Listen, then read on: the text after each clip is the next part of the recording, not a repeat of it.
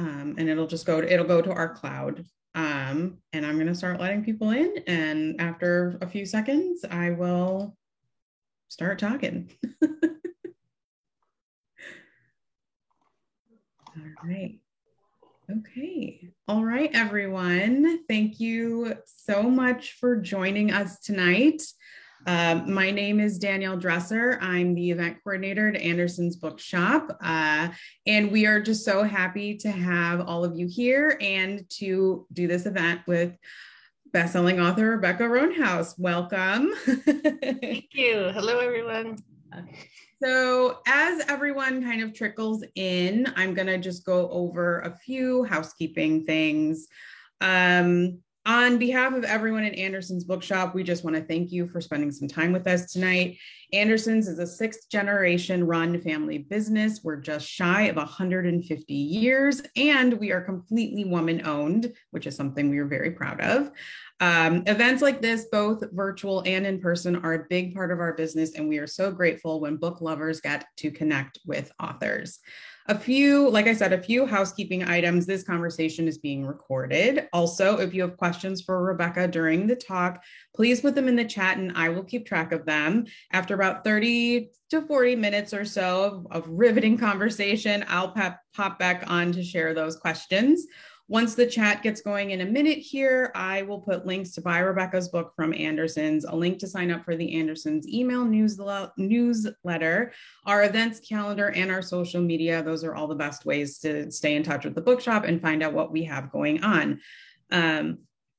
Like I said, thank you again for tuning in tonight. And now, without further ado, I will pass it over to Rebecca Roanhouse and in conversation with Anderson's bookseller, Sarah. Hello, hello. And I once again will welcome you. Thank you so much, Rebecca, for being here. This is so exciting for me as a huge fan of these books. And I am so excited to, share in all of this awesome, awesome story with all of our readers tonight. But firstly, I want to congratulate you on the release of this beautiful, beautiful book, Fevered Star, out this week. So congratulations and welcome. Thank you. Where to start with these books? It's almost so difficult because everything is so excellent, but we'll kind of start with the scope of things. You've written across so many different categories and scopes, whether it be the Sixth World duology, major IP with Star Wars, for middle grade, in TV writers' rooms, short stories, and now this epic fantasy trilogy series. With the scope of this work, does that impact how you're writing it? Different to other things? And do you already know where the series is going to continue? Does it? Well, I know that there'll be 3 books. This is a trilogy. So we'll have one more book that will hopefully be out next year, the year after, depending on when I get it written. I think particularly early in my career, I really loved to write, have multiple projects going at once. And that's sort of why I've spanned sort of different genres and different age groups, because it was really nice to be able to be very focused on one project and then sort of put that on a side burner and jump over to the next project and sort of keep all these fires going. Kind of kept my imagination fueled. Kept me from, getting too engrossed in one specific project. But I have to say that with these books, they have really taken up a lot of space in my head. There's a lot of world building involved. And so I'm really focused on finishing off the trilogy. We'll see. I've had a few other side projects between Black Sun and Fevered Star. But right now I'm pushing really hard to try to finish book 3. I know we're just starting to talk about Fevered Star, but I know that I am so excited for book 3, and I know that our readers are as well. We hear from 4 POV characters in Black Sun, but Fevered Star brings us the addition of a 5th POV with Balaam, who was a minor but super crucial part of the instigating action there in Black Sun. What was it like to add his point of view in the story and be in his head and start to understand his perspective? So much fun. I really loved writing Balaam. I sort of knew from the beginning he was going to be a much more major character than he was in Black Sun. I had sort of, I wouldn't say I had a plan, but I had an idea that I needed his sort of larger worldview. He's very much a puppet master, in a lot of ways. He's pulling strings, he's moving people around. He has a larger plan, whereas a lot of the characters are very sort of focused on what's going on in their immediate environment. Balaam can sort of see the whole map. And so I knew I wanted to bring him in, and he's so much fun to write. He's such a, I don't know, like a little more of a traditional sort of villain-minded character than any of the others. So yeah, he's one of my faves, I'll be honest. Yeah, he was such an exciting addition because, he's only in there for the beginning part of Black Sun. You're like, okay, how does he fit in onto all of this? And then, as the story goes on, you realize, oh, he's a major player in making this happen. And so I think as a reader, it'll be really exciting for people to discover all the ways that he has put things into place so far. One of the really interesting things about this series is we're kind of now dealing with a before and after. Black Sun is, we're that ticking clock as we count down to the convergence. And then in Fevered Star, we're in the days after the convergence, as both our understanding as readers has totally shifted, and our characters' understanding of their own world and their own place in the world has also completely shifted. How did you approach these characters in this installment, knowing that they're now navigating the aftermath, the consequences of their actions? Yeah. Okay. So that's one of my favorite things. I think we don't get a lot of that in a lot of other sort of traditional fantasies. Often you have the big event, with the chosen one, and the world is saved, or the war is over, or something like that. So I was really interested in what happens afterwards. And I love to trouble this idea of the chosen one. I wanted, of course, Serapio is the chosen one. And so I wanted to really redefine like what that meant and what the consequences of that were. And what if not everybody agrees that you're the chosen one? And what if the consequences of being the chosen one aren't ones that you would really want? So that was sort of my idea with that. And I really wanted to see what happened next, which I feel like, you don't get to see a lot. So that's sort of where that idea came from.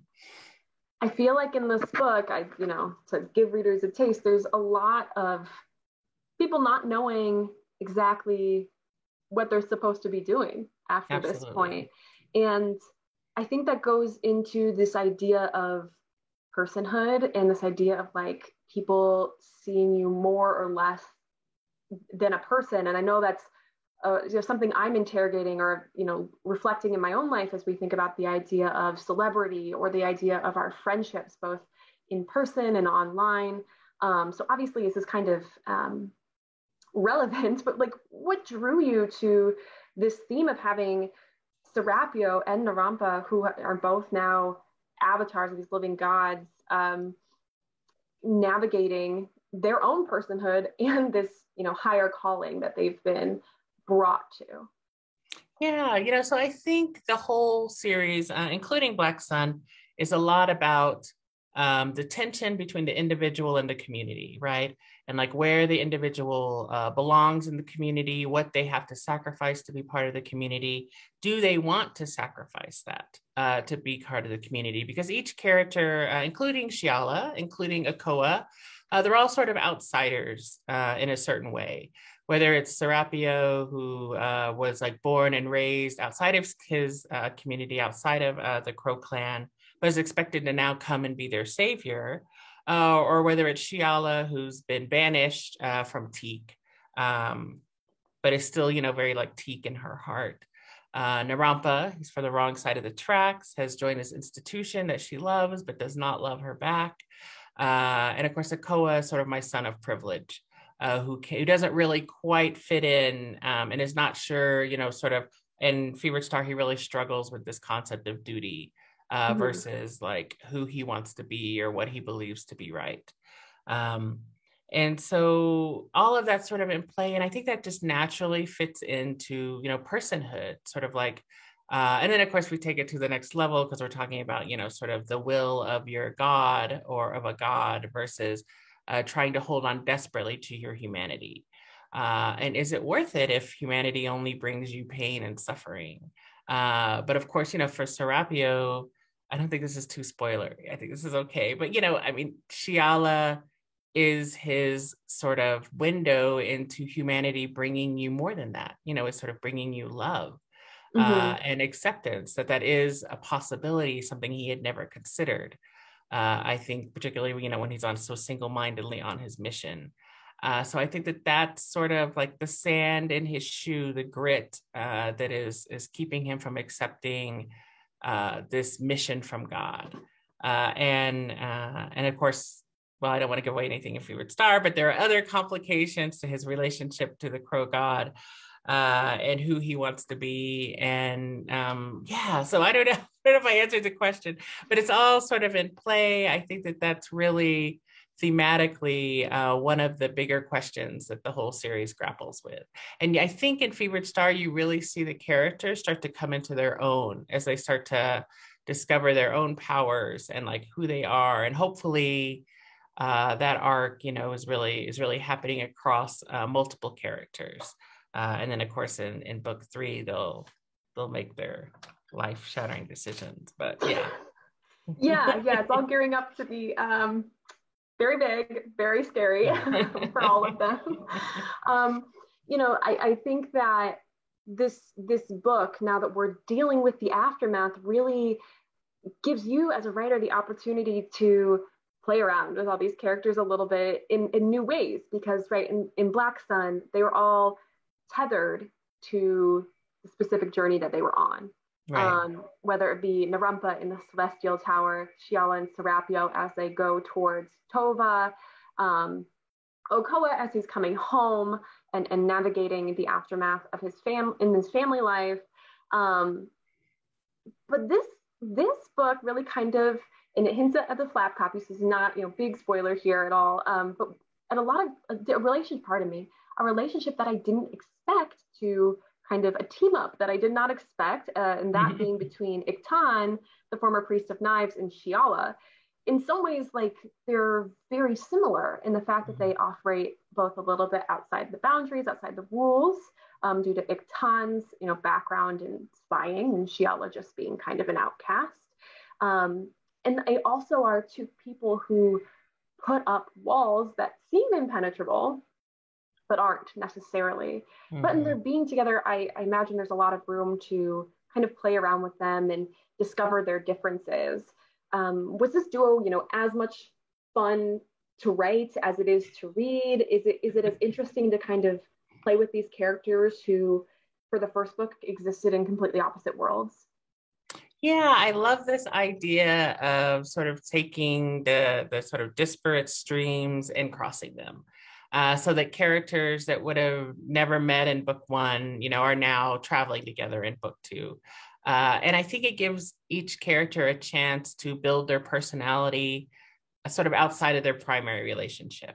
Like, I am going to spoil a little bit, sorry for people who are like hardcore fans of like Serapio and Shiala, but they are separated in this book. But I think that was sort of necessary because I wanted each of them to sort of come into their own or deal with their own demons, interact with other characters without the other. Because I think that gives them gives you a fuller picture of who they are as characters. And for Shiala in particular, she's really, in my mind, she's really running from her past, and not dealing with it, and sort of burying all of her pain in drinking and promiscuous sex and sort of traveling around and not dealing with stuff. And so this is a book where she really starts to come to terms because she has to, because she's forced to. I think if she had stayed with Serapio, she could continue to bury herself in sort of ignoring her past. And now her past really confronts her in the face by the end of the book. There's no denying it. and she has to start to deal with it. And only then, well, I won't spoil book 3, but I would say only then can like things get better. Yeah, I mean, I think that the romance between Serapio and Shiala is one of, at least everybody that I've talked to, one of their favorite things, one of their favorite parts of the book. And it's not something that I went into the book expecting to get, and it was so lovely and kind, because it is that sort of humanity that Serapio hasn't, seen before. And this is like a darker middle chapter, as many middle chapters are. Everybody's really struggling. And yeah, them being apart really challenges them, in these separate ways. And they're both characters that I believe, want to come back together. And so I don't know if there's a question here, but like, I think they're just, it's very interesting for them to deal with the consequences of their actions. Yes. Separately too. Right. So yeah, I love them, I guess, is the point. And I think many readers would agree. What else do I say? Oh my gosh. Okay. So this series in the world building, did you always know that you wanted to root it in the pre-Columbian cultures of the Americas? And did your research process, which I know you've talked about in even the acknowledgments and credits of Black Sun, which readers can go and look at, you have some incredible recommendations in there. Did you do anything else? There's a lot of politics in this book. Did you go back into thinking about politics and looking at our world and looking at these cultures as these moving pieces shift in this book? Yeah. Well, so I always knew I wanted to write this pre-Columbian America's epic fantasy. I'm a total epic fantasy nerd. I grew up reading fantasy. My early favorites, when I was a child, were like the Belgariad and the Dragonlance Chronicles, and of course, later A Song of Ice and Fire and all of that. So I always loved this idea, of creating this world, where these sort of characters on these larger than life journeys and things were happening, but also just sort of keeping their humanity, keeping the simple parts of what makes a good story, which to me is relationships and people, and trying to like figure that out. More relationship, less what is the big message you're trying to send me. I'm not always sure what that is, but I am sure that I want to explore what it's like for two people who don't fit into their cultures to come together and try to find humanity between each other. So, and the pre-Columbian world is so rich, and it's so, I think, overlooked. I think particularly in America, we really don't seem to value our pre-European culture, even though it's incredible. They built these like massive cities. They were master architects, master astronomers, building cities along like sort of, the rise and fall of like Venus or, things like that. Mapping the solstice and the equinox, and just incredible city planners. When the Spanish came and first saw the Aztec cities, they were amazed. They'd never seen anything so clean with like advanced sewer systems, and all sorts of things. Or like London's, bigger than London. Actually, Tenochtitlan was bigger than London, and they're not throwing their trash in the streets, So anyway, all of that has always sort of fascinated me, more than fascinated, really just been a passion of mine. So I've been doing research in that sense for decades. I already had that knowledge base before I sat down to try to write this series. But I did do some specific research. For example, when I decided I wanted a seafaring culture, I did research into the maritime Maya. And there's not a lot that we know, at least that I could find. It was mostly like academic papers, and it's fairly limited. But I wanted to, learn about, their sailing methods and their trade routes, and how they built ships. Did they use oars, or did they use paddles? Did they use sails? Like things like that. So that sort of specific research I did do. And then what was your other half of your question? I started nerding out.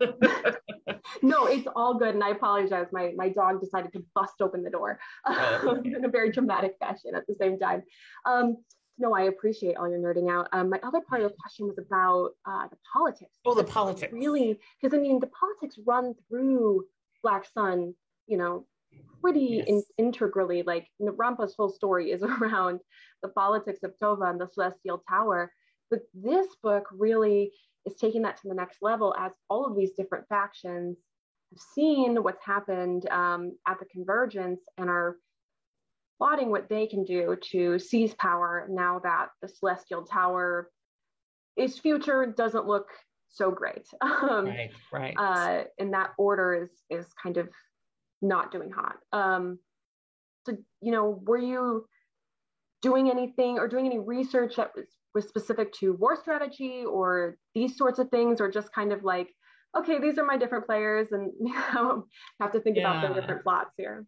You know, probably a little bit of both. I think, and I don't think this is spoiler. I'm not sure, but like book 3, there's a lot of I'm doing a lot of research into like war strategy and things like that. This one was a little more, gosh, you know, it's a little bit chaotic in the sense of like allegiances are shifting and there's Mm-hmm. betrayals and unusual alliances and all of that just sort of interests me. I just love, again, you know, that sort of relationship building and, you know, how, I don't know, one day you're friends, the next day you're foe. And I think that's very true to sort of our world today in a lot of ways on either, you know, sort of small scale individual relationships or larger, you know, scale country, city sort of relationships, I guess. So I just really enjoyed delving into all of that. And like I said before, like sort of crossing streams. I don't think I had any particular historical events in mind or any sort of relationships. I took a lot of liberties, obviously,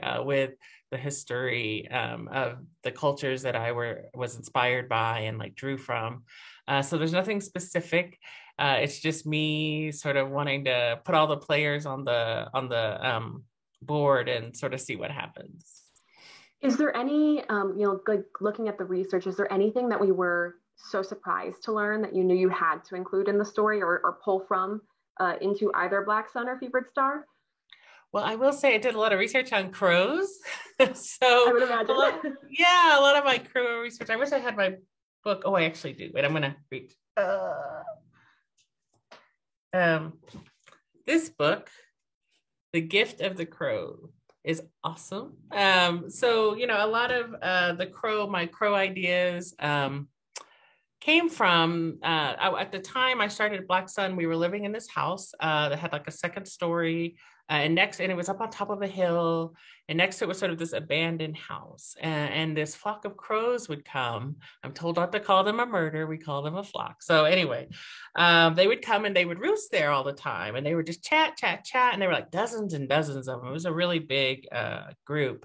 And they would often sort of circle around the hill and over into the valley, and I'd be able to like watch them. So I really got, you know, to thinking about crows. And a lot of the things that I learned about crows, the fact that they can remember a face, that, you know, they share that information. If you're mean to them, they share it with their family group, like parents tell their children and their children tell their children's children, and they share it. And like if you do them wrong, they pass it around so they know you're like a bad person, things like that. Or that the fact that they have funerals when crows die, and just all this like fascinating stuff about crows I really tried to integrate in the story. And actually the mythology or the mythos, I guess, of the Crow clan really came from this idea that crows don't forget, you know, that crows hold a grudge. And so when I was creating, you know, the Crow clan, I was like, what if they have a whole sort of philosophy around this idea that like crows never forget you, you know, and in a good way and a bad way, and that they hold a grudge and that they want revenge. And so, yes, you're going to resurrect your crow god, you know, in the form of a man to exact revenge upon your enemies. And so that's really where the idea of that came from. Was just sort of observing crows and like learning about them because I was interested in them. Well, that book sounds amazing. It's And awesome. also I can only imagine the noise off of your Oh off of my your gosh, house of the crows all chatting with each other, squawking definitely. and those sorts of things. But you talk about, crows not forgetting, and that brings me to like one of my favorite pieces of both of these books is how we start each chapter with a piece of like historical text from inside Hmm. the world. One of those being the Lamentations of the Night of Knives, which is a really kind of bad day for the Crow clan, and Yeah, a bit of a genocide, a bit. a bit of a genocide of the Crow clan, that was perpetuated by Celestial Tower. So of course there's this grudge that they're holding, and rightfully so. There was no justice there, but talking about these texts, and creating this culture around each of these clans and these characters, what brought you to forming the series with these pieces starting off each chapter, and yeah, like what brought you to that being a central element? Yeah. So actually, my brain is a little bit, it's a little late. I'm having like late coffee. So I'm like, wait, what are those called? They're epithets, right? Yes. I'm not I 100% can't remember. sure. Yes, we're going to go with that. And if I'm Yeah. wrong, you can just put it in the chat and correct me. But I had actually originally written them as interstitials. So Mm. every 3 or 4 chapters, they would be like a little quote, or something like that. And my editor really liked them. And he was like, well, have you thought about putting one at the beginning of each chapter? And I was like, oh, I like that idea. So I actually wrote all of Black Sun and then went back and added Mm. the epi things. Yes. and and they were really, once I started to do them, I realized that they're really working overtime. They're doing a lot of work to help me world build without having to sort of info dump or spend a lot of time building the word epigrams. Yes, thank you, Megan. You got it. Epigrams. I was like, no, epithet, that's when you call someone a name, but I can't remember what it's called. Anyway, Passages at the front. Yeah. yeah, so that's, so for example, the teak, we really don't learn a whole lot about the teak, only what Shiala wants to tell us. But by adding these epigrams, I'm able to world build, and you learn, probably more about the teak and their culture and the way they sort of raise their children and their sayings, uh, without us ever really spending time with the teak. And don't worry, you do spend a little more time with the teak in Fevered Star, and then you will be spending quite a bit of time with the teak in book 3.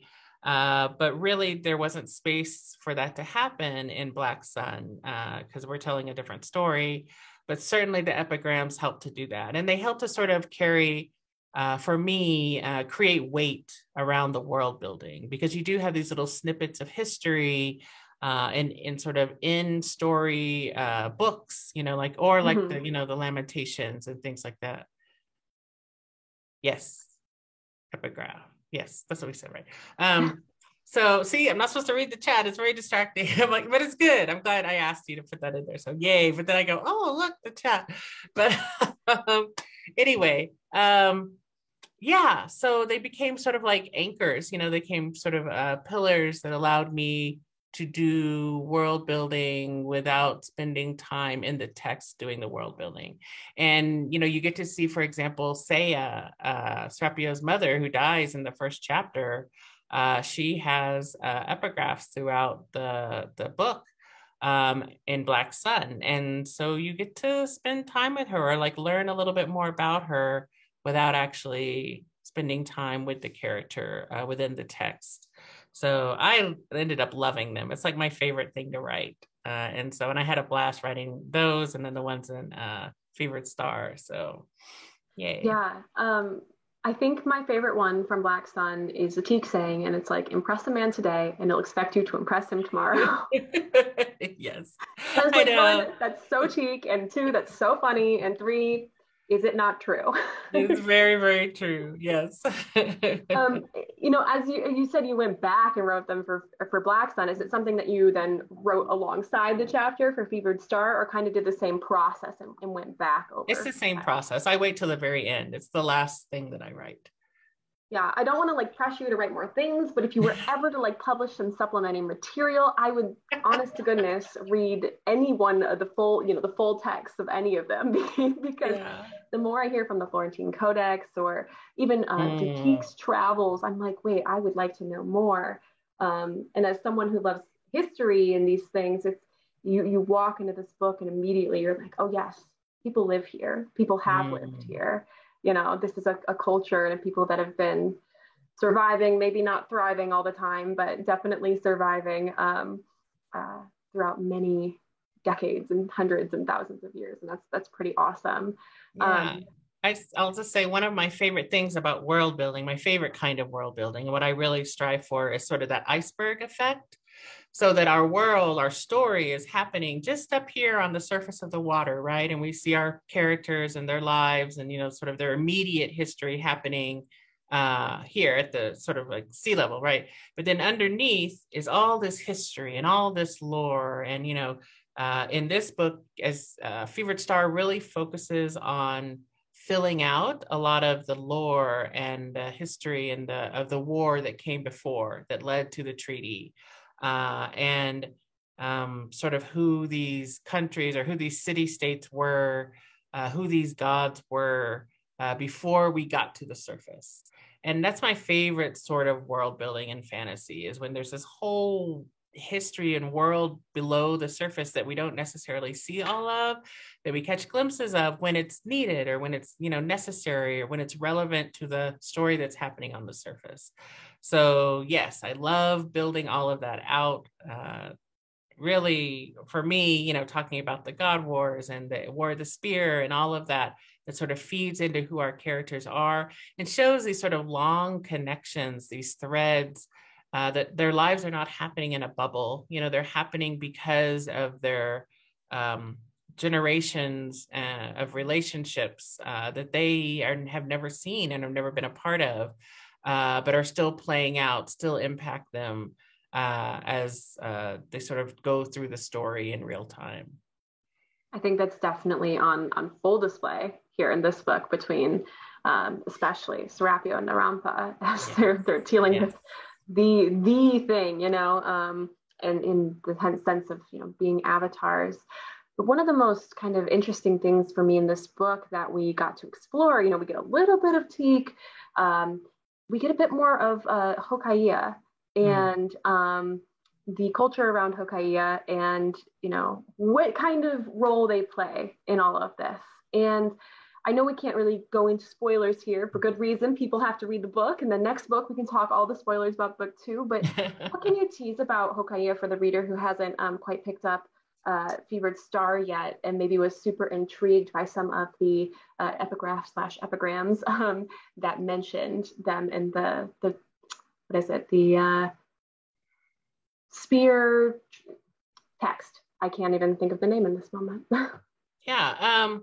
So Hokkaido itself is inspired by Cahokia, which is the Mississippian mound building culture, but just sort of inspired. So it's certainly not a one-to-one. And I don't know that they had spear maidens at all. I just made that up because I really like a spear maiden. And of course, the War College is there. Yes. And so, right off pretty much from the start of Fevered Star, I think actually the first epigram graph, whatever, is from a spear maiden. And so you learn a lot more of their history, sort of who they are. And by the end of the book, you're spending quite a bit of time in Hokaiya with the spear maidens. And so that was just me. I just wanted to write a book with a lot of spear maidens. I support that endeavor. Yeah. So and they're kind of warlike, obviously. This is part of their culture. And sort of have them clash, against folks who perhaps wage war in a different way. And we'll see sort of where that goes. But absolutely more of Hokaiya, more of the spear maidens. Yeah. I think it's interesting because in Black Sun, it's talked about how, you know, the treaty is signed and now it's not really a war college. It is a Mm, place where people ceremonially send, you know, their family members to yes. train and come back and be their shield. Yes. And, you know, we get that little glimpse of them when I think it's Chaya comes back to talk to Okoa to bring him back to Tova, but we Mm-hmm. don't really see them. And so I think in this book, it's exciting to recognize that, oh, wait, the War College, the Spear Maidens, Hokaya as a place, they're all real and they're much more complex than just, hey, this is the treaty and this is where you send people now that the treaty has been signed, no more war. Right. It's, I think, a really interesting thing to explore because we spend so much time, I think, in book one in Tova to see the land, you know, see the meridian outside of Tova and how culture is complex and different in each one of these cities. So it is pretty awesome. But I think what's so cool with that is also that we have a sense of space Mm. with these beautiful maps that I am absolutely obsessed with. And so I have to ask, I mean, first of all, the fact that they're on the end pages just makes these books all the more stunning. I want to print posters of these and put them on my wall. Oh, yeah. But you know, when you're writing, do you write with the sense of scope of place in mind? Is it something that, you know, these are an after the fact aid for the reader only, or is this something that you're using to help yourself write between space and place? Yeah, no, they're not in after the fact. Okay, first of all, every fantasy writer will tell you that like achieving map is like the best. It's like achievement unlocked. Everybody wants a map. You don't always get a map, but I got two maps and I was Two very, very maps. excited. I love this map. I love it Yes, so I much. love the Tova map so much. And actually, my daughter, she's 14, and maybe I guess she was 11 or 12 at the time that I wrote Black Sun. I can't quite remember, but she made the first maps. Yeah, that's kind of, you know, that's just a little insight. But her father is an artist, so I cannot Ah, draw stick figures, but she's quite talented. Then we gave it to someone who is a professional fantasy cartographer because that is an actual title. amazing. And he created the maps, and he is credited in the back of Black Sun. I can't remember his name off the top of my head, but he did a beautiful job, particularly with Tova. Um, and this sense of place is very important to me in the books, and that each culture is very, very different. And, you know, they're inspired by, you know, different cultures, their names and their location, or their names for people and locations are inspired by different languages. For example, Coca-Cola is based on Yucatec Maya. Tova is based on Tewa. So they should have a very sort of different flavor each place. And that's on purpose. You know, I think I wanted to really show the diversity of the pre-Columbian Americas, that not everybody and not every, you know, city and culture was the same. They were actually quite varied and had different approaches to things and different religions and, you know, different styles of dress, but they traded, you know. And I think a lot of people don't realize that there were trade routes all across, you know, what we call now the Mm. Gulf of Mexico. And, you know, they found like abalone shell as far as like, you know, I don't know, like Minnesota and, you know, things like that. So these ancient peoples were like very savvy, and they were traveling and they were like doing all these very sophisticated things. And so I really wanted to reflect that idea that these people were interacting and they were bound by this treaty because they had been each sort of impacted by this war. Yeah, so I was distracted to get them all blah blah blah, but anyway, hopefully that answered the question. No, it's all good. It's all good. Mhm. Yeah, I really think that does shine through in these books, like especially when you think about um, the different. Like I find this world to be so visual. It's Mm, one that I really can see in my head, you know, and I can feel, and that's why I love returning to these books over and over, because I can feel the way that Quecola's culture is different than that of like the Ma, which is so vertical, and the whole city of Tova, which is elevated. And I think you do such a wonderful job in the book of making each of those places feel unique and fully realized, which is just like so exciting. I feel like I, as a reader, could just hop into the world, walk around, and just watch the day happen around me. There's so much life there. So it's a success, is what I'm here to say. Yay, thank you. Yes, and I think the maps are beautiful. So it helps to see those as well. Kind of to close here, just a hint of the future, I have to mention in December 2021, it was announced that Black Sun had been acquired for TV adaptation by AMC, with Angela Kang executive producing. I just about fell out of my chair when I heard this. It only, improved my argument when I put this book in front of everybody's face. I'm like, you need to see it, you need to read this, because it's gonna be the biggest thing, and you'll be ahead of the game. But what was it like for this the story of the series to be acquired for TV? And I know it's probably still very, very early in the life cycle of this project. And that, even when those things sort of happen, nothing's ever set in stone. Mm-hmm. But, can we expect perhaps your involvement in this project? Is it something you're really excited about? And what was it like for the book to kind of be acquired? Yeah, I'm incredibly excited. Angela is wonderful, Angela and her team. I am actually executive producing and adapting the pilot. So I am writing the pilot script. And we are actively doing that. We're in drafts right now. So I have a lot of hope and faith that this is going to turn out really, really cool. Yeah, it's been great. I've actually been lucky enough to have quite a few of my works optioned. But this is the first script that I get to adapt the pilot for. So very, very exciting. And I've spent a couple, I think you mentioned at the top, like I've spent some time in writers' rooms recently, including for a Marvel series. It's going to be on Disney Plus, and for a mystery on FX. And so, yeah, they let me write the pilot. So we'll see how that goes. Well, I can't wait for all of those things, both TV and the third book in this series. I think readers are just going to be blessed with a lot of your writing in the near future, which is so exciting, because it is just every time excellent. So thank you for writing all of these amazing books and for joining us tonight. We appreciate you. Thank you for reading them, and thank you for having me. That's awesome. Yeah, that was a really awesome chat. I feel like I learned a lot and I enjoyed it. I was laughing. It was great. So we do have a couple of questions. This first one, you sort of discussed a bit, like as soon as it went in, you kind of answered it, but I was wondering if you had anything more to elaborate on. But the question is there a real world culture that the Teak is specifically influenced by? Probably various Caribbean cultures. Their sailing methods are actually based on Polynesian sailing methods. I wanted to find like an indigenous sailing method that didn't feel really heavily European influenced.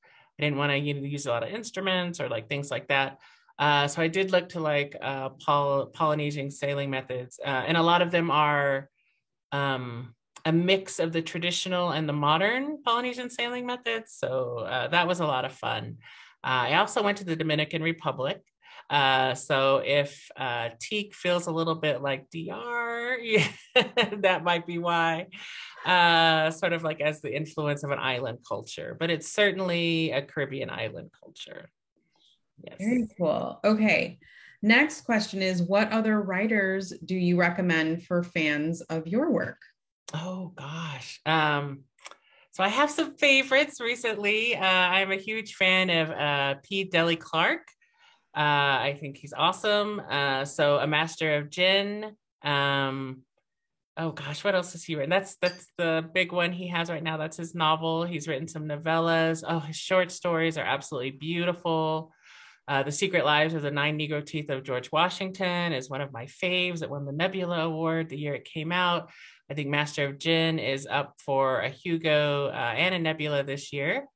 Let's see. I love R.F. Kuang.